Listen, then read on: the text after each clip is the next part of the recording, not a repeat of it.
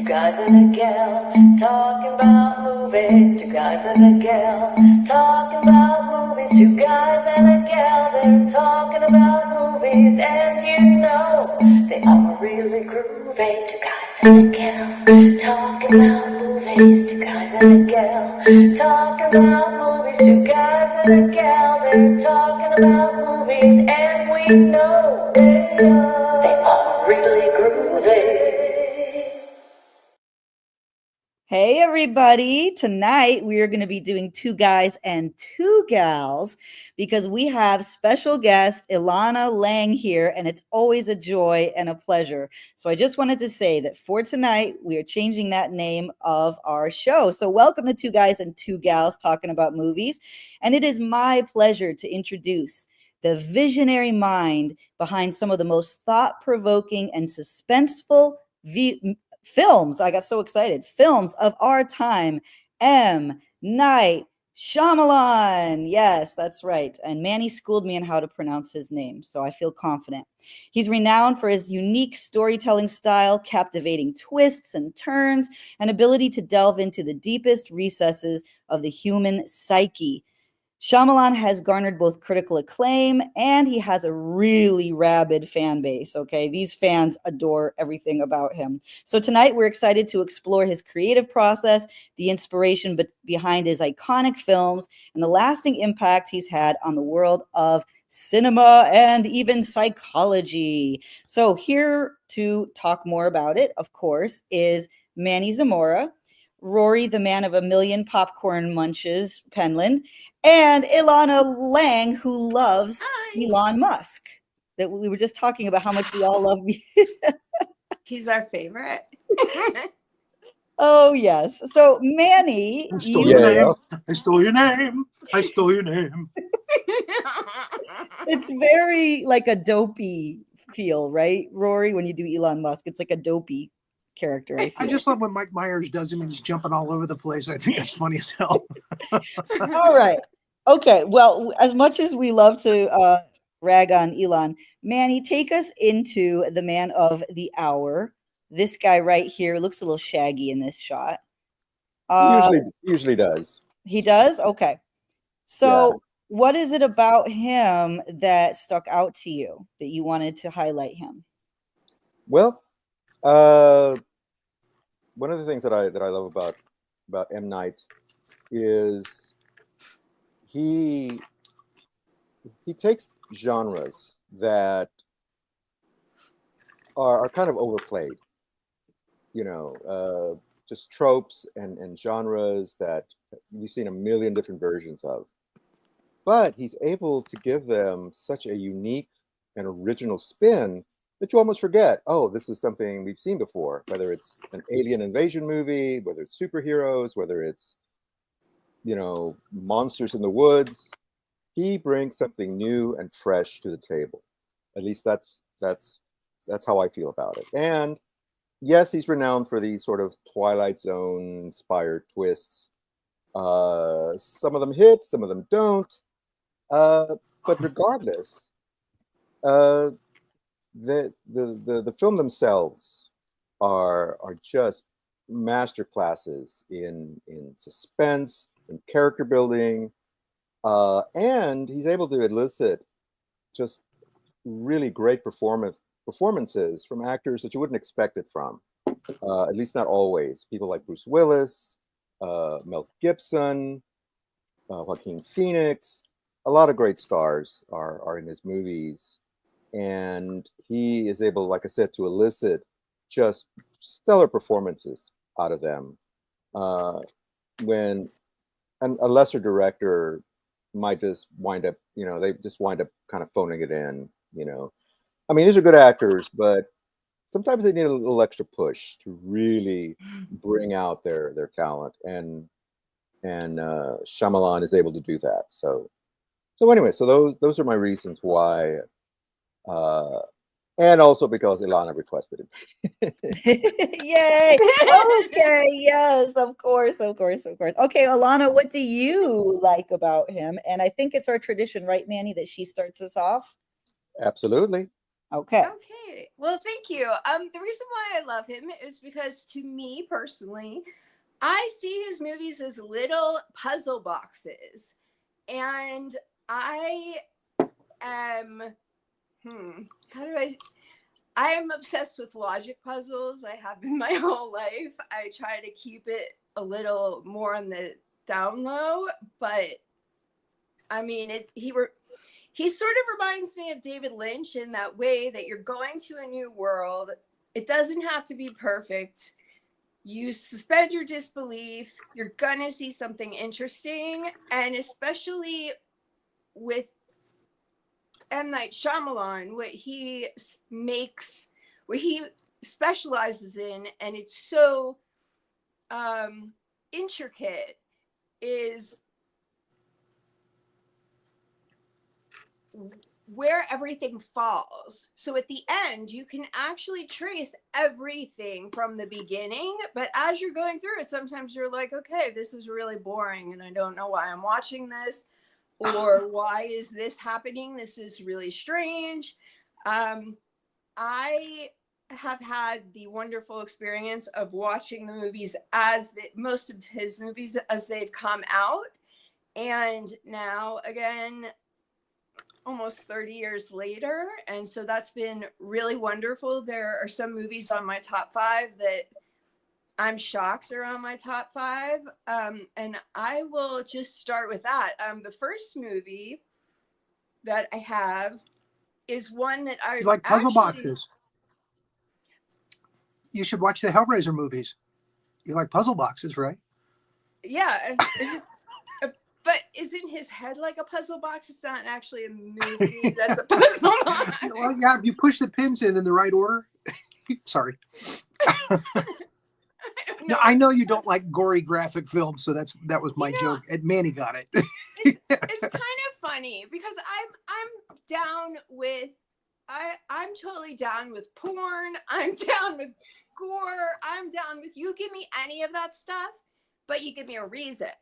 And if you give me a reason, because M. Night Shyamalan can get pretty gory. And there is one movie in particular in The Happening, which we'll talk about later.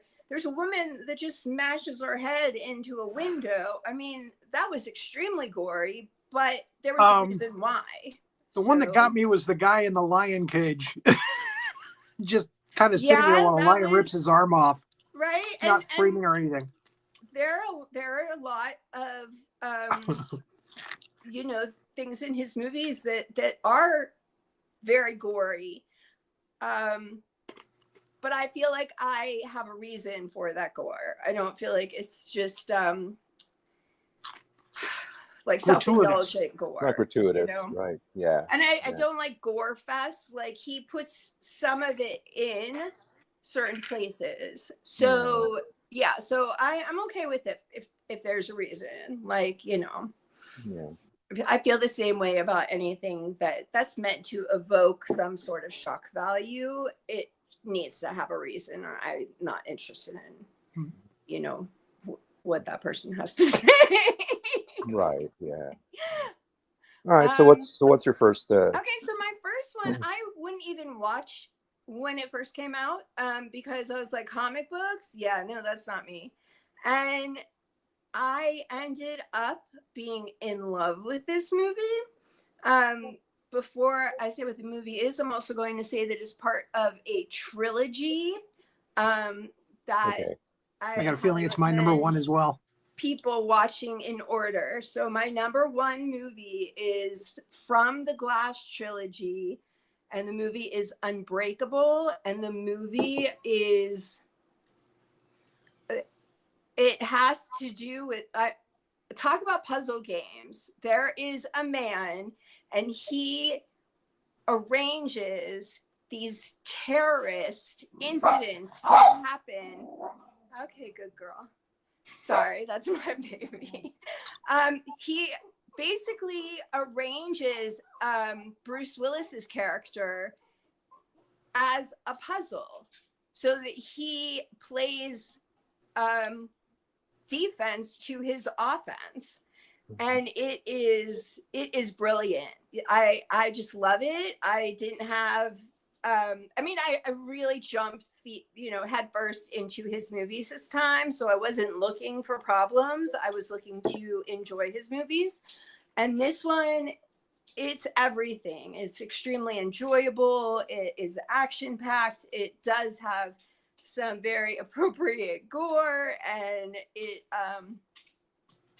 I was so surprised at how much I liked it. And I just want to throw in that the Glass trilogy also has Split and Glass.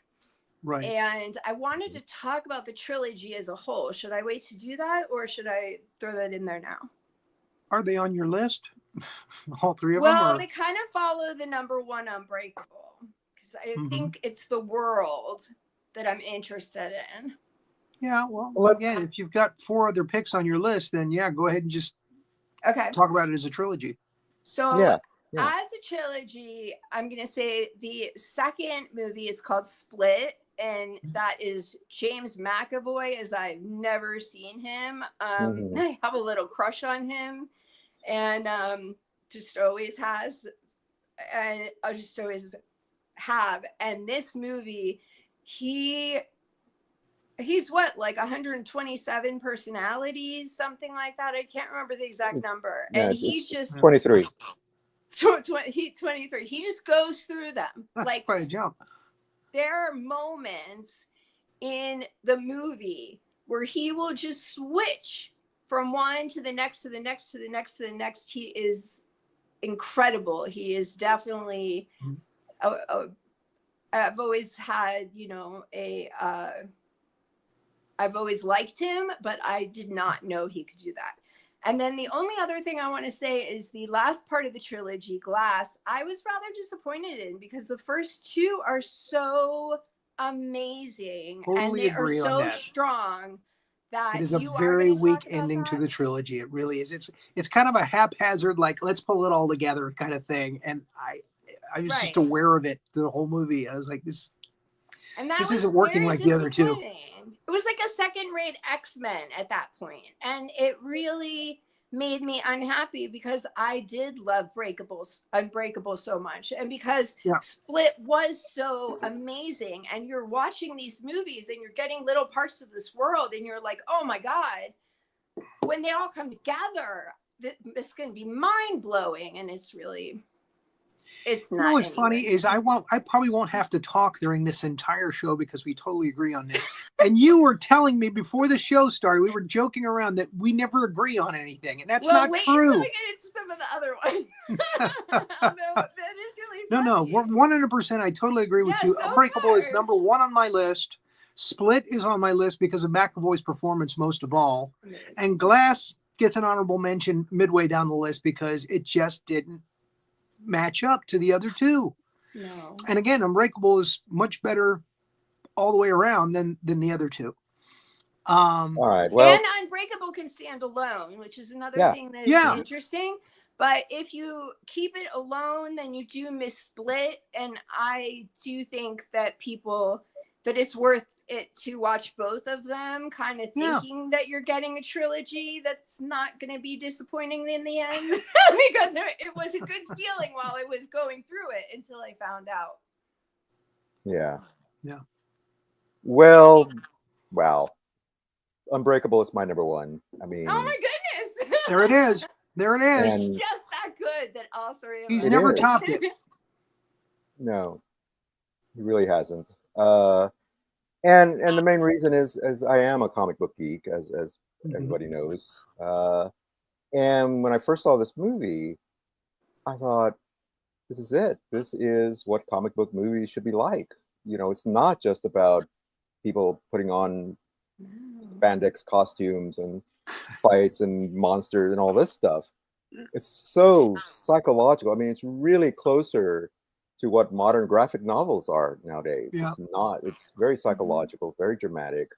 And the revelation at the end of what Mr. Glass was up to the whole time, about the polar opposites and all that stuff. Right. Amazing. And of course, I mean, you got to talk about Bruce Willis and Samuel L. Jackson.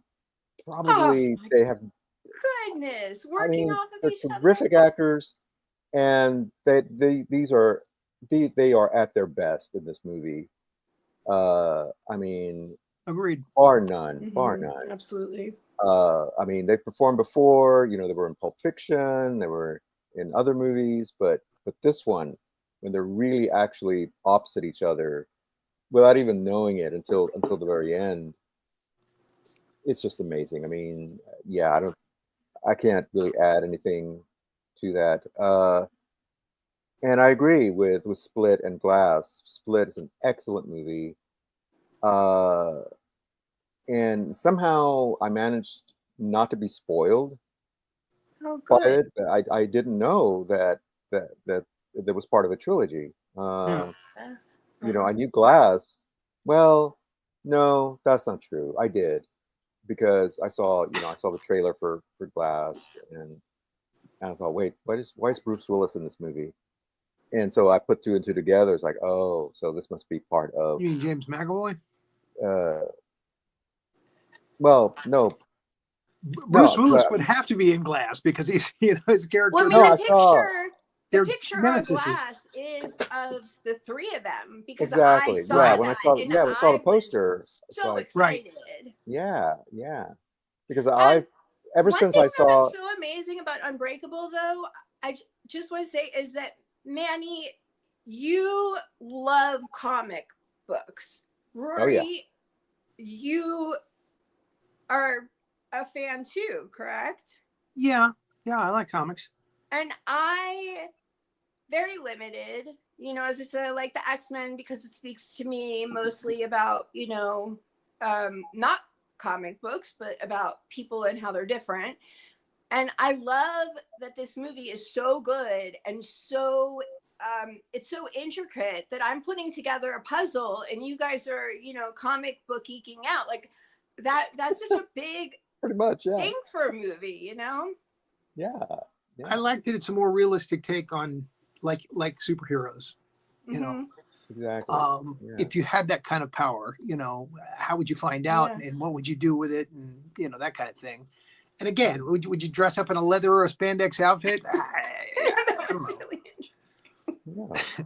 I always thought it was strange that Batman and Robin would go into Commissioner Gordon's office and nobody would look at them like, what the hell's wrong with those two?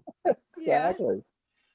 Oh yeah. Red and Yeah. yellow and a blue cape and with pointy ears. Nobody Exactly. questioned it. Oh, it's Exactly. Batman and Robin. Yeah. Yeah. It's brilliant. Willis's costume, or David Dunn character, Mm. his whole costume is a raincoat or rain poncho, and that's it. That's all he needs. That's The hood but it still conveys that classic. It from the back, it looks like he's wearing a cape.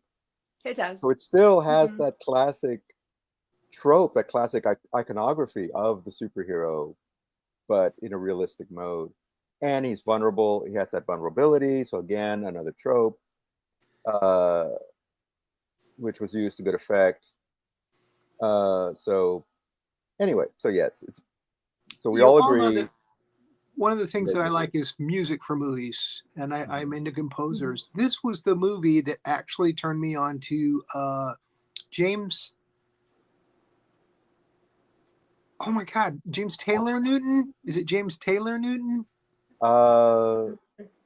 James Howard. James Howard. James Newton. Howard Newton. James Newton Howard. Anyway, yeah, he got his break with that film, I think. I mean, he had done other films, but he ended up connecting with M. Night Shyamalan.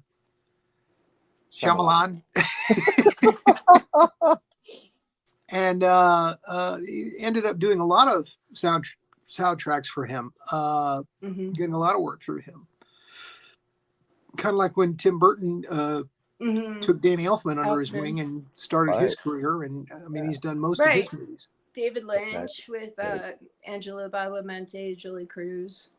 Yeah. Leone and Ennio James Morricone. Newton Howard. Yes. James Newton Howard. That's right. That's it. James Newton Howard. That's right. You know, All right, I well, was that's not like aware of the music. And I thought that was interesting because there was actually one of his other movies. Somebody was complaining about how ridiculous the music was. And I don't really think I was aware of any of the music in any of his movies. Like I think I There was is a track on Unbreakable when he keeps putting the weights on the thing and having his dad lift the weights. Where we actually, that's his actual superhero theme, is that na na na na na na, and we get that throughout the film a little after that. So that becomes his superhero theme on that. So I really like that song. I think I was just so enthralled with the story, and as I said, like this definitely was one where I'm putting a puzzle together. Mhm. I mean, I definitely went somewhere else, and that for me is, you know, good or bad. I appreciate that from a director's work. So what's your number two, Elana? My I was number going to say the same two. thing. My number two is The Sixth Sense. So I had the pleasure. Same here. Really? Good Lord. I had the pleasure. You too? Oh my God, this is crazy. I was That's telling my never friends, happened on the show. I'm like, oh my God, everybody's One gonna and like two together. disagree with me. Now, So- I got to ask you guys, did you flip-flop back and forth between Sixth Sense and Unbreakable before you made your final decision? No. I actually absolutely did not, because Okay. I saw Sixth Sense when it first came out in limited release, and I saw it at the drive-in with my sister, and nobody else had seen it. And we don't get first runs at drive-ins here. So it was more of like a tester. And my sister and I were like, this movie, like, we'll just watch anything at the drive-in. And we're talking to each other, and you know, we're expecting like, okay, second movie at the drive-in, it'll be fun to make fun of, and ooh, look at Bruce Willis, and he's trying to be so serious, and he wasn't, you know, that big. Like he was an action star, but he wasn't that serious. And I go back with him to Moonlighting, so you know, and so my sister does too. So it's like, okay, this is gonna be ridiculous. And by, you know, we're like in the car eating our, you know, cheese balls. We're like,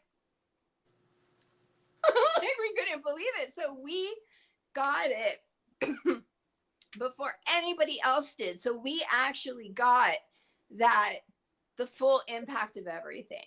And it was absolutely amazing. It is such a powerful movie.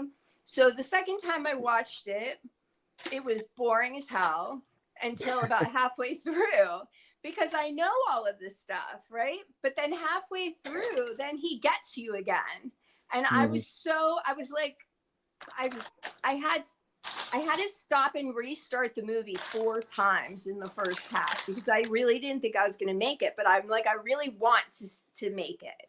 And then it twisted for me, and it was great again. And then I actually got that impacted. I mean, to me, the most amazing part of the movie, the most enthralling part of the movie, is Bruce Willis realizing that he's dead.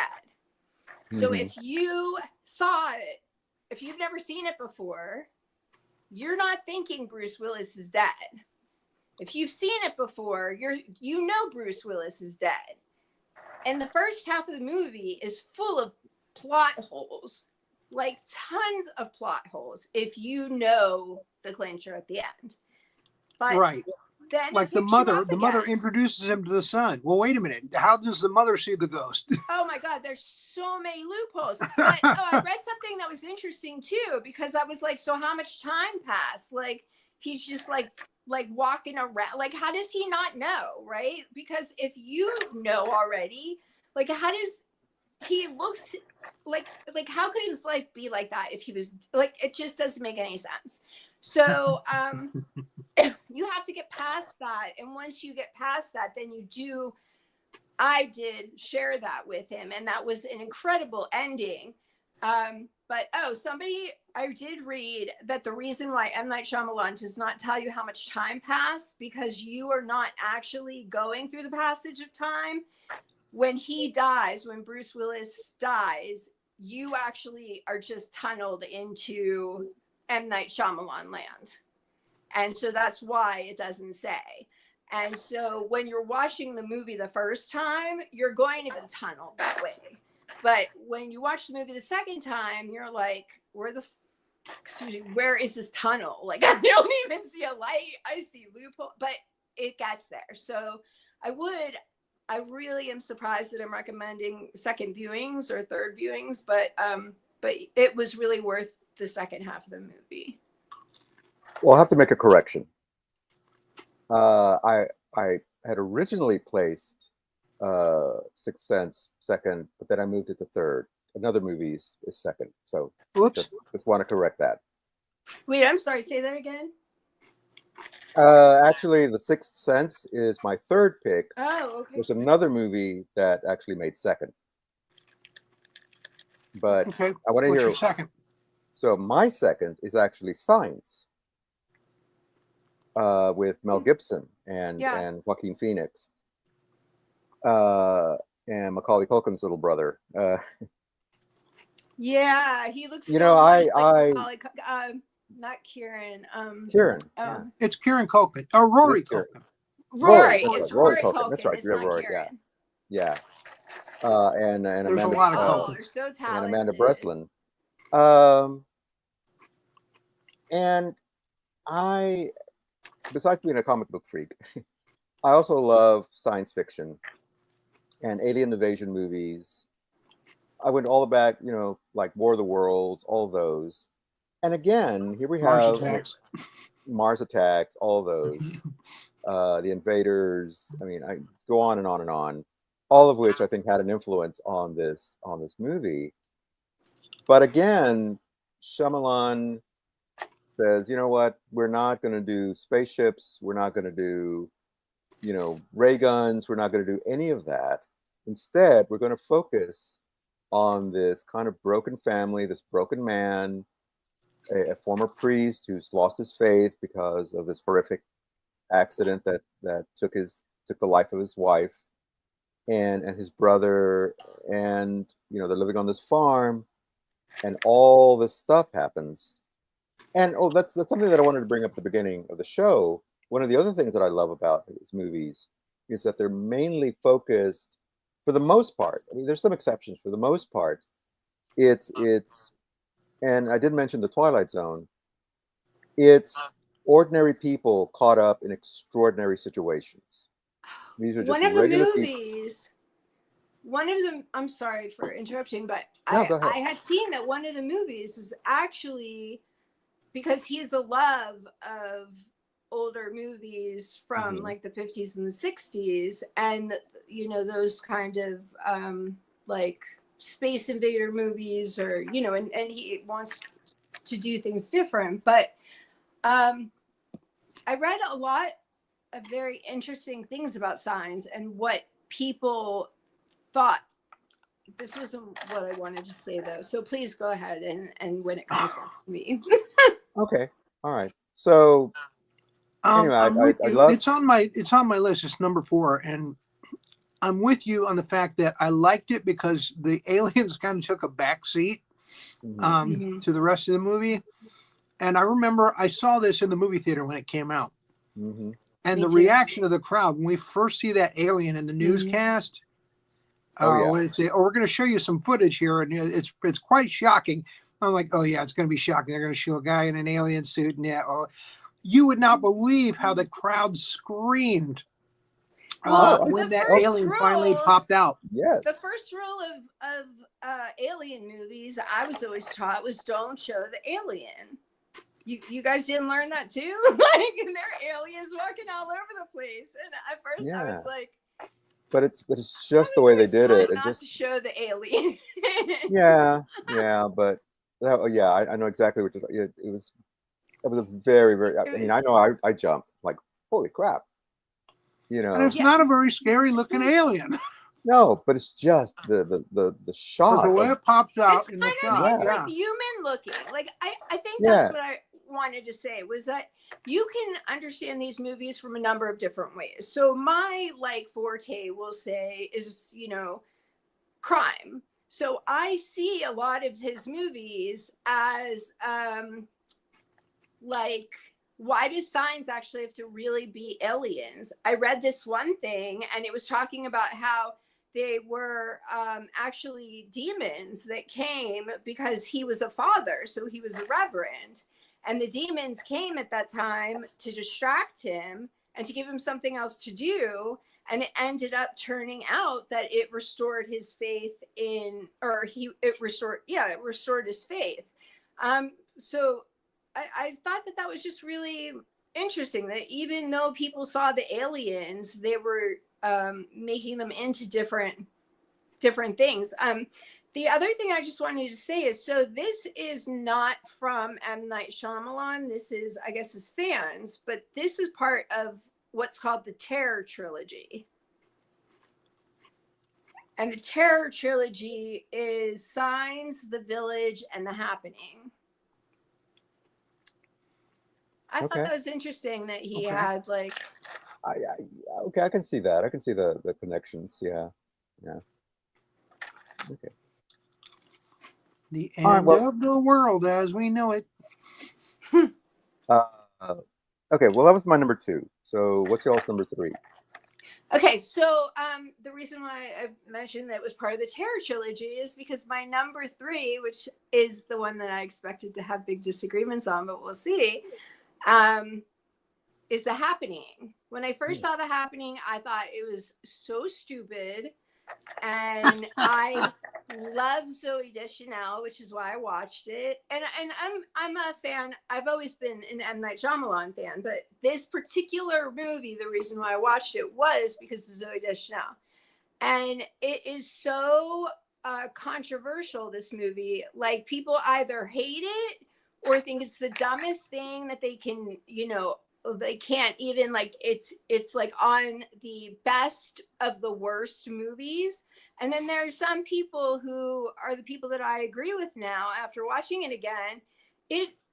There's my puzzle box, and my puzzle box is telling me that the trees are pissed off. And I love that, and I think also because this movie is so much more relevant today than it was the first time I watched it. And that might also have been something. I mean, we've already seen this movie, and 30 years later, or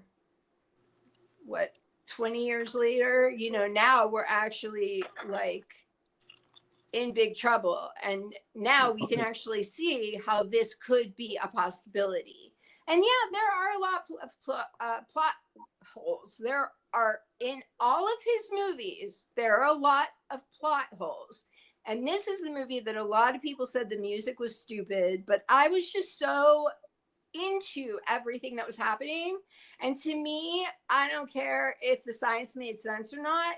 I was wrapped up in the world of it. And so I really enjoyed it. And that goes with The Village and Signs. The Village, so Signs we already talked about. The Village is a very interesting movie. Basically, there are a number of people, and it really shows, I think it goes, well, no, I guess all 3 of them go together pretty well. The Village is about these people that decide to create their own village and live like, I'll just say old times, because that's some nondescript old time.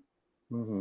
Because each one of these people has had something horrific happen to somebody that they love or to themselves in the city. So they just were going to pretend like there is no city. And then somebody gets sick and somebody has to go to the city, and Bryce Dallas Howard, is that her name? Yes. Is Bryce Dallas Howard. Stunning.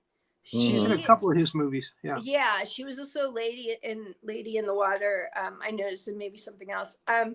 She is just amazing, and I really think that somebody else could not have done that, because I think we kind of watch her spinning around in the woods. Like, I don't know how long that scene is, but we literally watch her spinning around in the woods, and I'm here for it. And I don't know if somebody else would have, exuded that kind of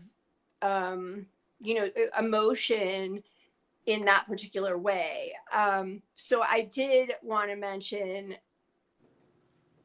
that trilogy, because two movies that I really thought I was not gonna like, I ended up really loving, and The Happening in the Village.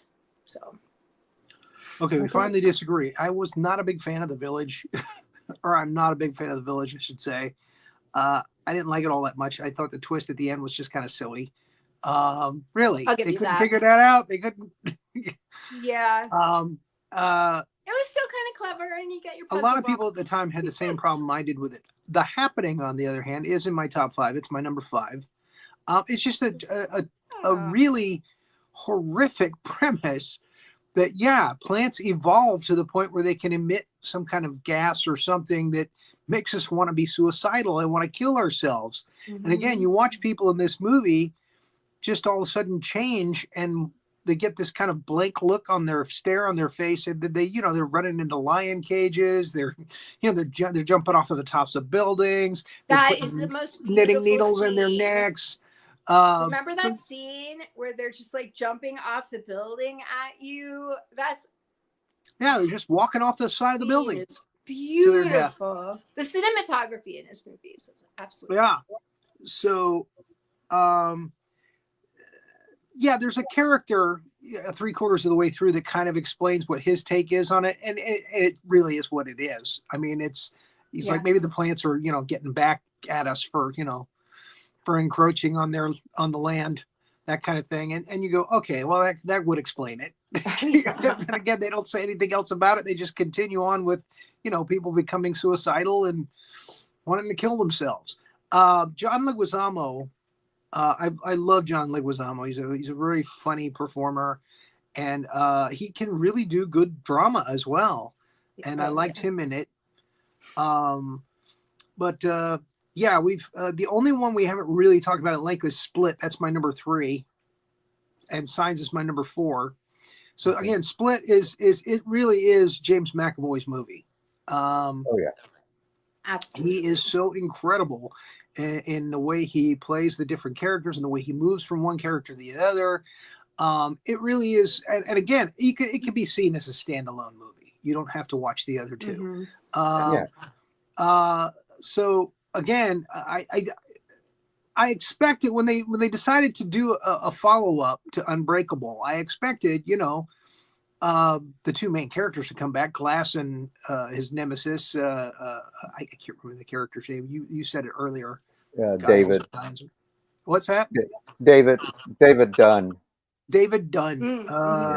Which the Superman. Exactly. He's the Superman character. Yeah. That's interesting. See, there's I was pissed off that they killed him so easily. I was like, what? That's it? That's how you're gonna do him in? That's terrible. I was so upset. Yeah. That made me so that is also what made me so excited for Glass, is because I love that. How many trilogies, just like you have all new characters in the second film. Like, that was so cool. And then I'm like, I want to put them together and see what happens. Mm-hmm. So that's what he did. Pretty much want to remake that movie, Glass. Anybody want to buy Glass? I'll figure out how to make it. I feel like it deserves a good third movie. Yeah. All right. Well, my number 3 was Sixth Sense. My number 4 is Split. For all the reasons. My number 5 is The Village. Now, this one was probably one of his more controversial movies at the time, and just kind of like what Elana said about The Happening.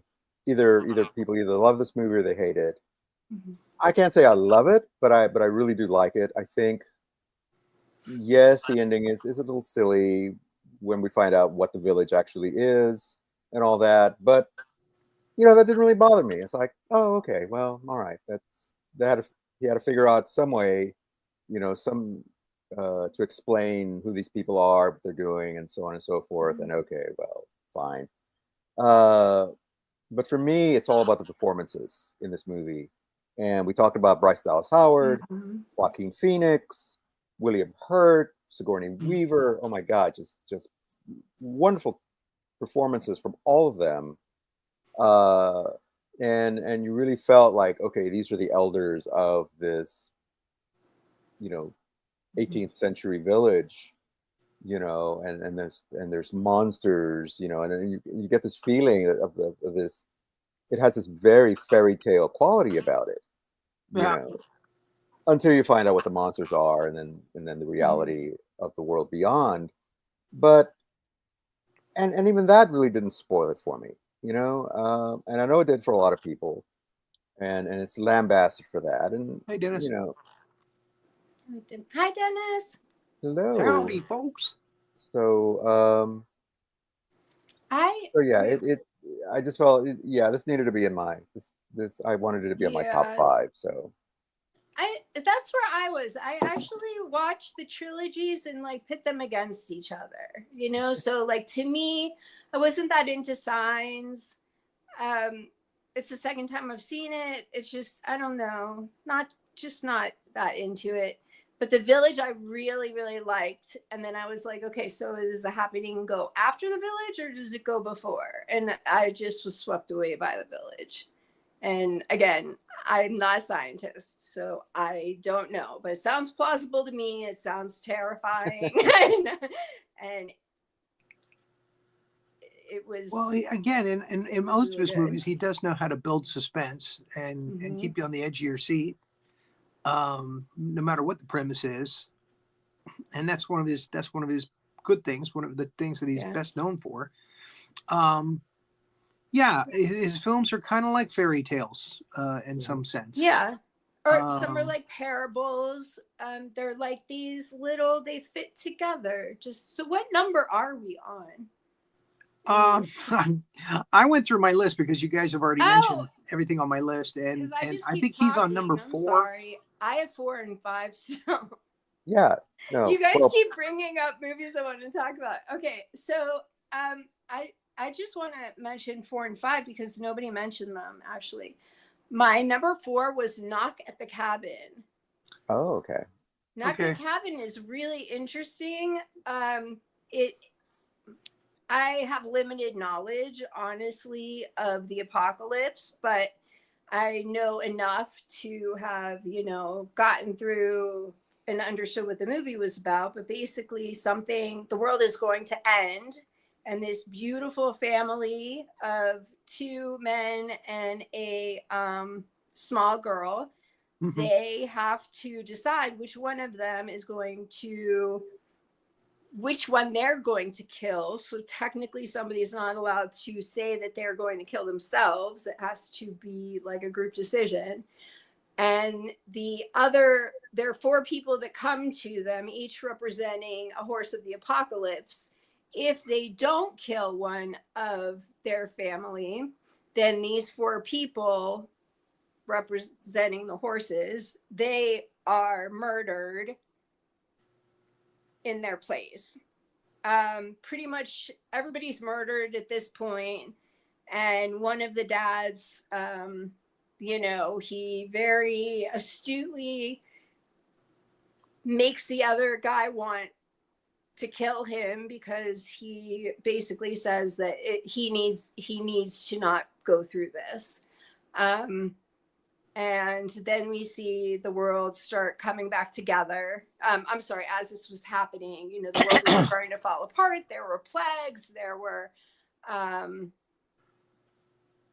guess, the apocalypse. The planes were falling out of the sky. Yeah. Yeah. So there was a pandemic that was killing everybody. Right. And tsunamis. Specifically little girls. Like it was like kept hinting at them. You guys have to make a choice.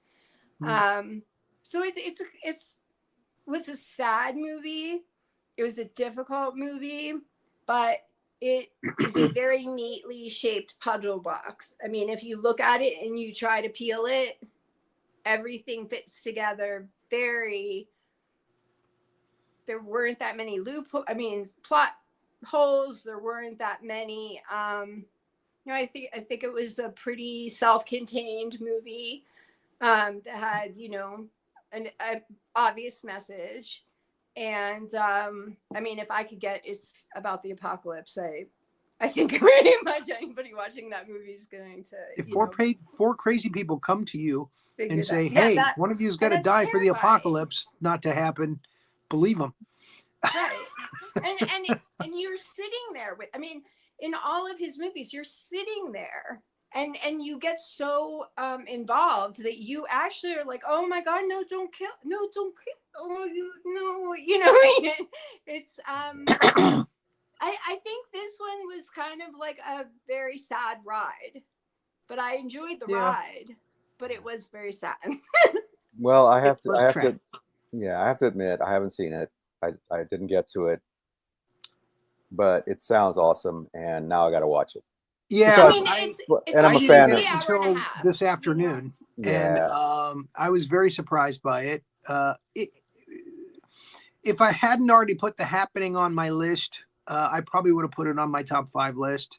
Mm-hmm. They're about the same as far as entertainment and the message. What's happening. Both of the messages are very obvious in both of those movies. Yeah. It's funny you say that he gets really good performances out of people. David Bautista, who he's kind of a wrestler type. You don't expect him to be a really good dramatic actor, and he's really good at it. Actually, he's very surprisingly everything not just was intimidating, but about this. It's just very interesting character. How he's trying to convince them. Oh yeah, you got to kill one of yourself.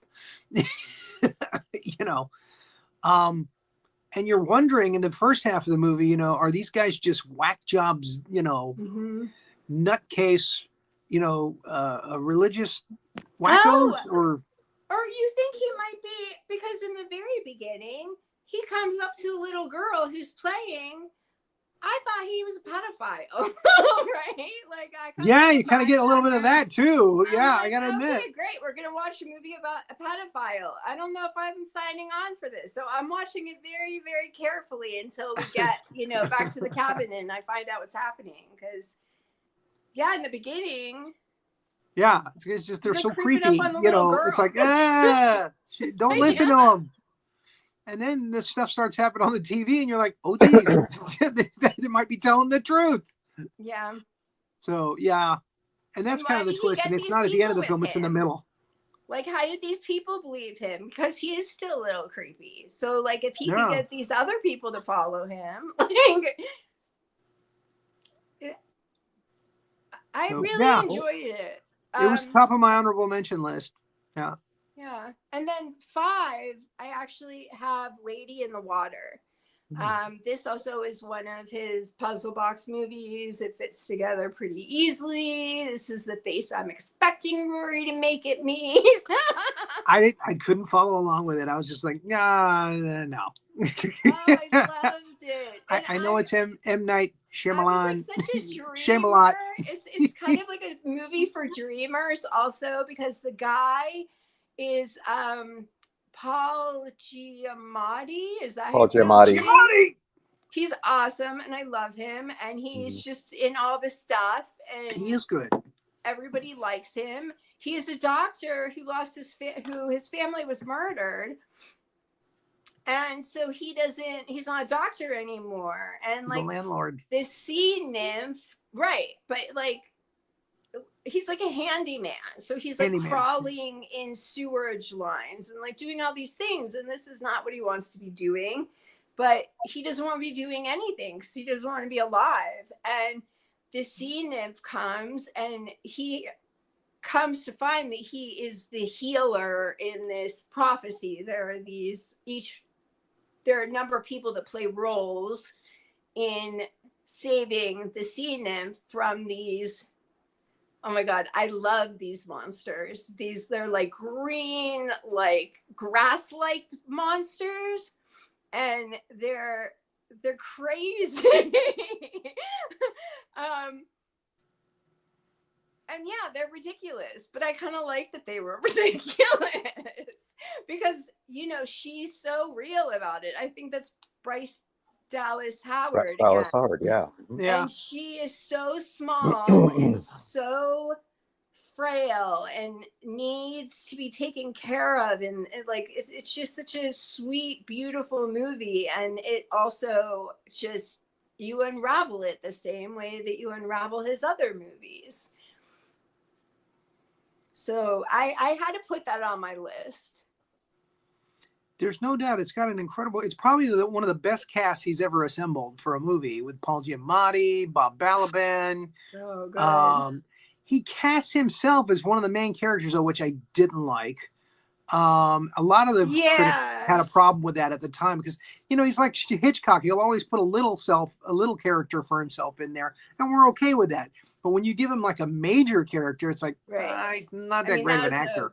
And here he is with Paul Giamatti and Jeffrey Wright and other people who are just like really diehard, fantastic actors, and he doesn't hold up. Sorry. Yeah. No, a little character we can deal with it, but I think it wasn't as bad in this movie for me, because he's supposed to not know really what's happening. Right? None of them are supposed to know what's happening.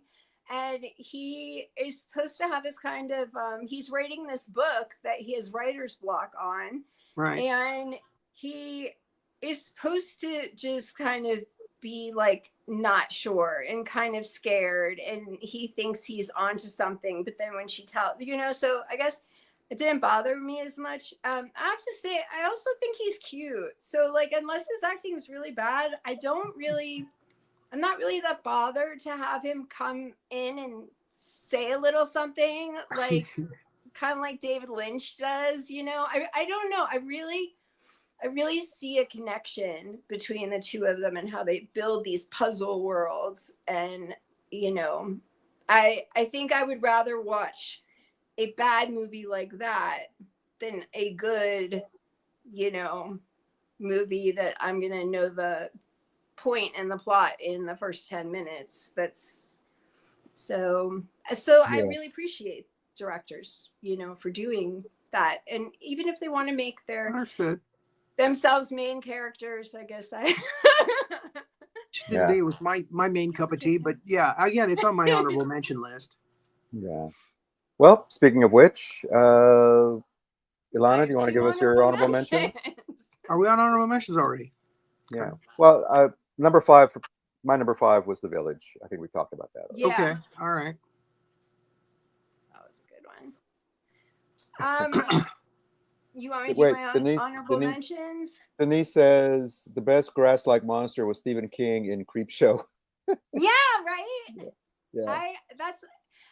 And I forgot what movie that was. There was one movie, maybe it was The Happening, that they said started out as a Twilight Zone episode that he had seen, and he actually made it into a bigger movie. I think it might have been. It's either a Twilight Zone or an Outer Limits, but I do remember something similar. Yeah. To that. Okay, so what my honorable mention, and I'll stay with films that he's directed, was Trap from 2024. 2020. Okay. I'm sorry. Trap is actually for someone who builds puzzles. I don't like who likes logic puzzles. The beginning, the first half, is the most wonderful like logic puzzle that you can have. So they get this, they get information that the butcher, the serial killer, the butcher is going to be going to a concert, and it's supposed to be like a Taylor Swift concert type of thing. And you see her name's like Lady Raven, and there's scars everywhere, and you see Josh Hartnett, I think is his name. Hartnett. Yeah. Yes. We don't know anything about him except for that he is at this concert with his daughter and her friend. No, not with her friends, just with his daughter. And he took her to this concert, and he's like the dad of the year, and his daughter loves him, and everything's great. But he keeps like going through this maze. But he's like going through this maze real snarky. And he just keeps talking to people and he finds out little bits of information. That's how he finds out that they're looking for the butcher. But honestly, we don't know who the butcher is. Then all of a sudden, about an hour in, we start watching a totally different movie, which was my problem with this movie, which is why it did not make my top 5. And the movie is that they're at the house. It ended up being his wife who gave the police and the FBI the tip off that Josh Hartnett, who we now know, but you know, I believe that most people will have figured it out already because he's literally walking through this maze, that he's the butcher. So he's kidnapped the pop star at this point, and he is holding her hostage, and he's trying to figure out how he's going to get away. And you know, he ends up getting caught, but he has a little pin that he can you know, deal with his handcuffs later. I really liked the first half of this movie. Again, it was very much like a puzzle. It wasn't just a puzzle in your mind that you're solving. It was literally a puzzle. Is in like a big arena, and the Josh Hartnett keeps going down halls, and no, that's blocked off. No, that's blocked off. And he wants to be the best dad, so he's there with his daughter, and you know, his daughter's friend's mother keeps like grabbing him and stopping him, and he's like, I can't talk to you right now because he's the butcher, so he's trying to run away. So it's really, really interesting. I was really disappointed in the change, but I liked the ending. I liked his little smirk at the ending. You know, I would imagine that that's going to end up being a trilogy someday, and I am excited for it.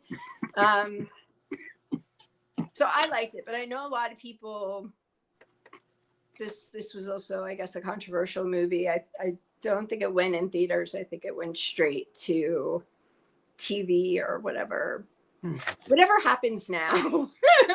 Whatever streaming now. yeah. Straight to TV was, you know, Yeah. in my day. I don't know what they do now. Yeah. No, now it goes to streaming like Netflix or Hulu. Those kind of things. Yeah.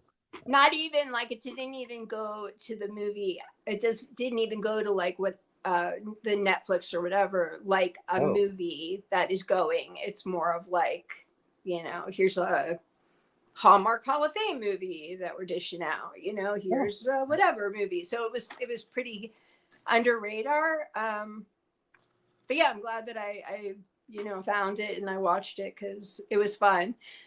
And then my last honorable mention is Devil from 2010. Is that the one?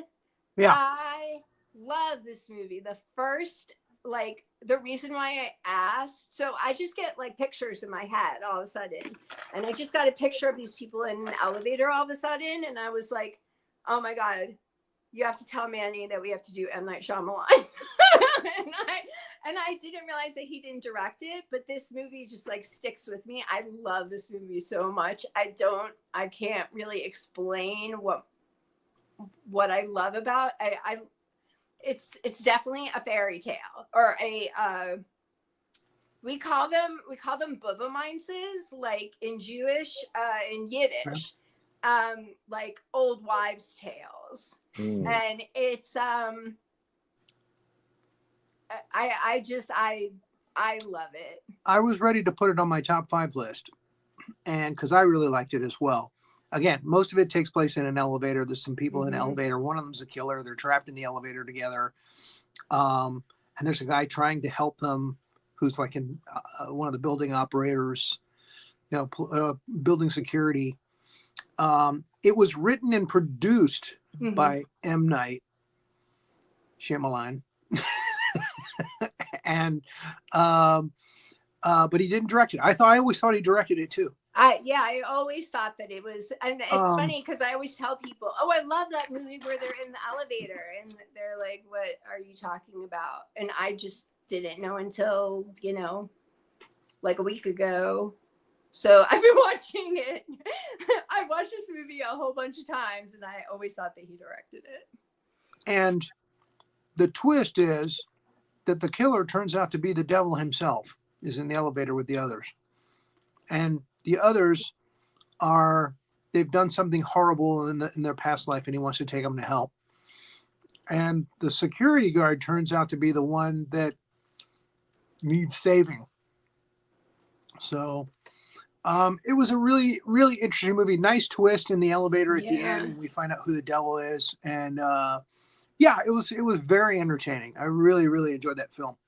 So all these pieces are supposed to come together. So I just want to add a couple of things about that explanation. So all these pieces are supposed to come together. Basically what happens is that there is, and I don't know, I think it's a Spanish parable. I don't know from where though exactly, but basically if somebody commits suicide, they open a portal so that the devil can come out and collect people, but he has certain rules and restrictions. So we see Chris Messina is the detective, and then he has somebody who's like a deputy with him. And at the beginning, so I was hooked instantly. Chris Messina is like, no, that guy didn't jump from where we think that guy jumped from. And he starts walking over to where this other glass is. And there's somebody that's sweeping up, and he doesn't know. And then there are these people who are on 35 where there's a, person shaped hole in the window because somebody just walked out of the window. So it's very interesting because nobody knows exactly what's going on. But at this time, there's supposed to be chaos so that the devil can claim the people that they want to get rid of. And I guess the devil just doesn't like annoying people, because first he takes this really annoying salesman. So I guess that was his crime. that was a little bit of a plot hole. Like, he's only allowed to take these. Oh yeah, but he also took the annoying sales guy. Like, so that was just but I had no problem with, the devil. Like, that didn't strike me as annoying, or like, I could see how somebody would be like, okay, that's a little ridiculous. But the final piece is that somebody close, two people have to watch. The people that have to watch are somebody that has to learn something about what's happening. And that's Chris Messina, as a detective, finds out that the guy in the elevator is the one that hit his family, murdering them while drunk driving. And so he comes clean, which is so the devil can't take him, but he was the one that the devil came for. Right. And I love the line, I really wanted you. Mm-hmm. It's full. It's really scary, because imagine being on an elevator. You have no idea what's going on. Everything is crazy because somebody jumped from that building, and, nobody, like, the elevator's supposed to be fine. There's nothing seemingly wrong. All of a sudden, the maintenance guy, he falls and there's blood dripping down from the ceiling. So basically the elevator turns into like a hell chamber. And I'm still trying to figure out, okay, so who does that girl go to? Because there's a girl rushing to be the one to see what's going to happen. And it's just, again, a neat little puzzle that goes together. And if you haven't seen it, it's just called Devil. That's it. Yeah. Not The Devil, but just Devil. And if you want to find it, you should put in 2010, because there are like a million movies called Devil something. But yeah, I love this Devil Wears Prada. I totally as I said, that was the one I was like, oh my God, I see people in an elevator. We have to do M. Night Shyamalan. I love that movie. Have you seen that, Annie? No, I haven't. Oh. Somehow I missed that one too. So now I got I two would movies that I need to watch. I would definitely put Knock at the Cabin and Devil on your list Okay. Yeah. to see And after this if is you over. only have time for one, go with Devil. Okay. Oh, all right. Yeah. I It's part of his it's part of his religious trilogy. with which other movies? Well, let's see. Knock at the Cabin is religious, kind of. Right. Devil is definitely religious. Is there a third movie that he does that we could consider? I mean, religion a major part of it. I can't think of one. So maybe the third one hasn't been made yet. Yeah, maybe it hasn't. I mean, I'm expecting, as I said, he might take it and mix it with Trap and then come up with some other movie as a trilogy. I'm waiting for more trilogies. I'm like, oh my God, the movies themselves and how they come out. That's a logic puzzle. Yeah. So Rory, what are your honorable mentions? We have not mentioned The Visit, which is about two kids who go to see their grandparents whom they've never met. And the two grandparents turned out to be psychos that took over their grandparents' lives. And we don't get the twist until the end when they show a video on their computer to their mom of the grandparents. She goes, "That's not your grandparents." Turns out the grandparents are those the people that buried in the with you the whole basement. time? Yeah, and these are just two nut jobs that escaped from an insane asylum. And yeah, very creepy, very moody atmosphere. And they're just unbelievable performances by the two people playing the grandparents, because they're just they start out being quirky, but then it just escalates. It just gets worse and worse, and until the kids are like, "We got to get out of here, Mom, come get us." So yeah, The Visit is actually very entertaining, very creepy. Yeah. Glass, again, if you've seen the other two, Split and Unbreakable, you got to see Glass. It's the wind up of the trilogy, but you're going to be aware of the fact that it's the wind up of the trilogy. They beat you over the head with it. And all right, we're going to end it now. And Lady in Water, The Village. Nobody's mentioned The Last Airbender. Old? Huh? Did you guys see Old? I have not. That one was kind of interesting. Yeah. There's Manny. Do you want to explain it? Well, basically, there's this group of people who go to a beach, this very secluded area, and they start aging very, very rapidly. Like, I can't remember exactly what it is. Something like 10 years in a day or something like that. There's a couple of characters who start off as children, and just in a few days they're adults. And for some reason, when they try to escape, when they try to swim away, and it's like in this grotto, and there's these cliffs or whatever, and it's almost impossible to escape this area.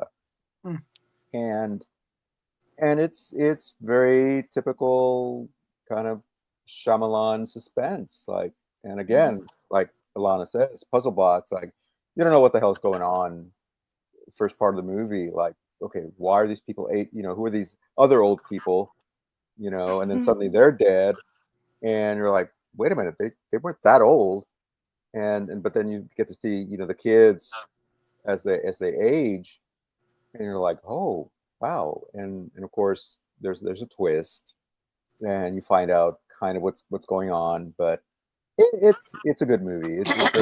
It's in my honorable mentions. So. Oh, it is? Okay, good. Yeah, I didn't put it in mine, but I think all of his movies for me are worth mentioning because they're so different and interesting. So I didn't get to really watch it, but it had horrific, terrible reviews. The Last Airbender. Yeah. Yeah. Well, and deservedly so. Deservedly so. I think part of it is because I'm a fan of the of the anime that it's based on. Okay. Okay, I was And gonna say I thought it was based on some kind of cartoon or comic or something. yeah, well, it's cartoon, yeah, or Okay. anime. And even though Shyamalan claims to be a fan, he got it. Mm. He got everything so wrong, Oh and no. a lot of it has to do with the casting, you know. And again, it's sort of whitewashing some of the characters. The effects look like they were made on an Amiga back in '96. I mean, everything that could have gone wrong goes wrong with this movie. I mean, there's some of it that looks good, but I don't know if it was him, if it was studios, because a lot of times with these big budget movies, the studios have a lot of input, and they're the ones who kind of screw things up. Like, no, we need more action, or we need this Yeah. or that. Yeah. So I don't know if that's a case, Tap and stuff that he endings could on or exactly, but it was it. It's not the worst movie I've ever seen, but it's just not. It could have been so much better Yeah. if he had actually stuck to the story from the anime, or at least close to it, you know. And yeah, it's a mess. Hmm. And I gotta say, and I know you two like this movie. I hated it. The Happening. I thought it was terrible. I was yes, bored. I was waiting for that. I was I bored. actually told my friend hated last it. night. I was like, Uh, Manny's gonna fight me on The Happening. I know yeah, it. yeah. No, you thought I was going to fight you on The Happening. Well, I I knew Manny for sure, and I thought you probably too. But yeah, that's yeah. really funny. Uh, Is the Devil is science available like on just YouTube. totally wrong? Wow. well, a lot of it has to do with Wahlberg. I thought he was awful Oh. in this movie Mark Wahlberg. with He Mark was Okay, just doing Wahlberg. so prayer Mark at 4 o'clock in the Wahlberg, morning, and then he was he working out. hated Yeah, this movie. And like just because you hate a movie, don't like most of the reviews that I read that were really bad were about how there are lines written like nobody talks like that. Everybody's really stiff, like all those kinds of things. I'm like, if I was going through that, I would be like that too. But yeah, Wahlberg is like robotic. yeah. And No, it, yeah. Well, that's yeah, I yeah. definitely see I mean, that. I like Deschanel. I thought she was really good, but yeah, the dialogue was terrible. Yeah, M. Night I like it. Shyamalan. He's been criticized a lot by critics about his dialogue that he writes. That the dialogue Yeah, just doesn't jive. yeah. Well, I think I- he's not writing. I think he has these really incredible ideas. And I think like I really do compare him a lot to Lynch. And I feel like Lynch's execution was better on a lot of things. He had a plan. He was like, this is what I'm highlighting, this is what I'm doing. And I think M. Night Shyamalan is trying to do these very interesting things put together, things that don't necessarily put together and make them go together. But I don't think that his plan execution is as strong as David Lynch's is. And so I think that sometimes we find plot holes or we find, I mean, you really have to enter his world and be like, I'm here, give it to me, because I don't think that, you know, I mean, I went to school for theater. So, I mean, we did a lot of movies. We did a lot of, you know, I did directing. That was one of my focuses. And, you know, he does pretty much everything that you're not supposed to do. And I love that he does everything that you're not supposed to do. Yeah. But yeah, his execution's not as strong as it could be. Yeah. I didn't have a problem with the premise. I know a lot of people are like, oh, trees. No, I thought that was fine. That would have made a terrific movie if somebody else had done it. That's all I got to say about that. Yeah. And that's all I'm going to say about that. Okay, so we're going to redo Glass. We got to do Glass and The Happening. We're just going to totally write Glass, and then we're gonna. So let me just go through my honorable mentions, because I think we've talked about most of them. Glass, definitely. The Visit, Old, and Lady in the Water. And Wow. I would have rated Lady in the Water a little bit higher, but it's a little too convoluted for me. I mean, I liked it, but I felt like, oh, this could be a little more streamlined, a little bit more, And I like the monsters. I agree with Elana. The monsters are great. Bryce Dallas Howard, wonderful actress. Paul Giamatti. The cast was terrific. I think Shyamalan. I think he overwrote this. I think he got so into this premise that I think he wrote way too much, and he needed to scale it back a little bit. Then it would have been a really, really, I think it would have been a better movie than what we got. I think, and maybe that's part of the problem with his execution, is that he falls in love with whatever the world is. Yeah. And in a way that other directors that he doesn't seem to be able to, he wants to tell you every single thing about it. Like The Happening is such a good movie for him because, in my opinion, because he likes science. And whether it's real or not, I don't know. But he wants to tell us these theories, and I want to hear them. And I don't care if your movie's not the best movie because of that. But yeah, I definitely gets really excited about things, and kind of like, I think that's why there are a lot of plot holes, like he just wanted us to see that they're in the house and there's a woman there. Oh no, it's coming again. But like, there aren't enough people to make this happen. I mean, even when you like it, there are plot holes. So I think he can't always see past, like I was saying, Lynch has one road that he's always, he has an outline. He knows where he's going down this road. And that Shyamalan doesn't. He's kind of interested in this glittery road over there and this glittery road over here.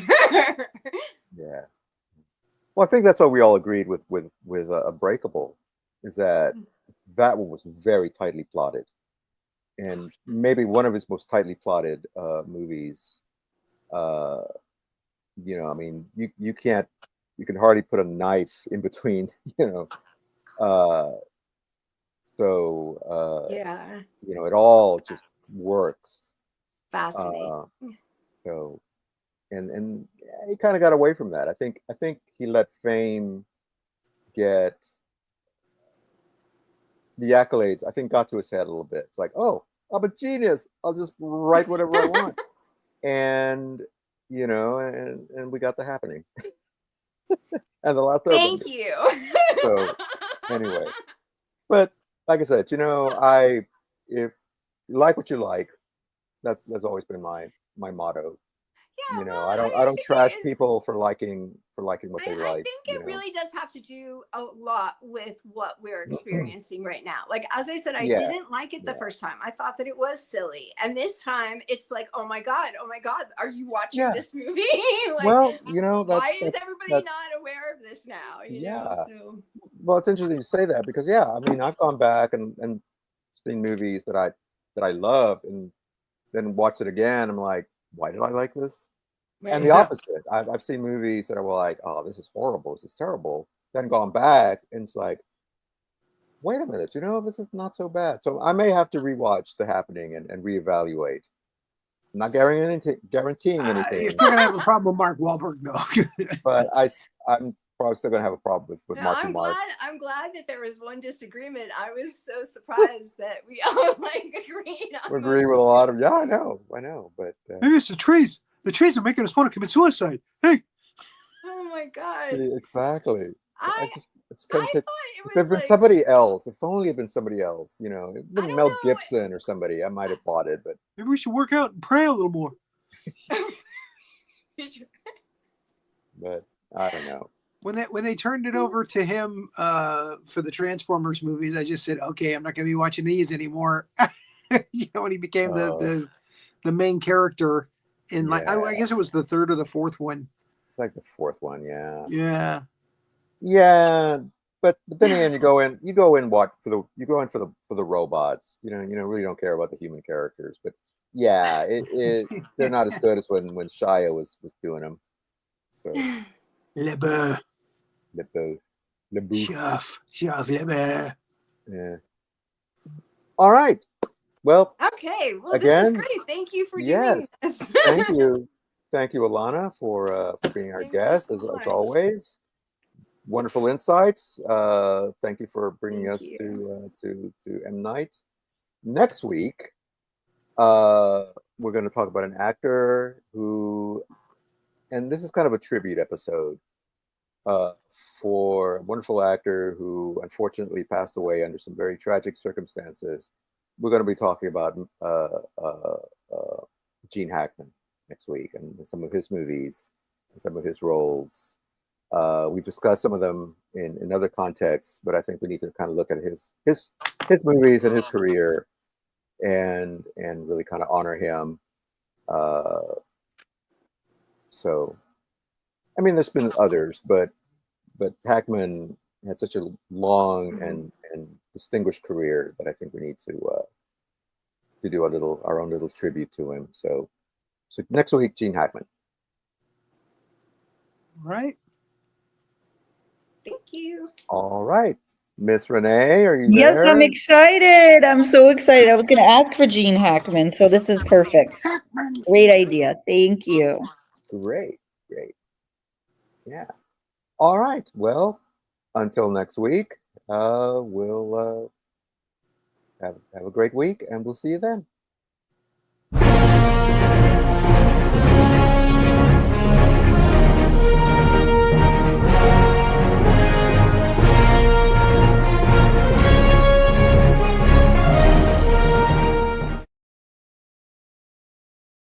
Thanks for watching this episode of Two Guys and Sometimes a Gal Talking About Movies. Be sure to like, subscribe, and click that notification bell to get future episodes.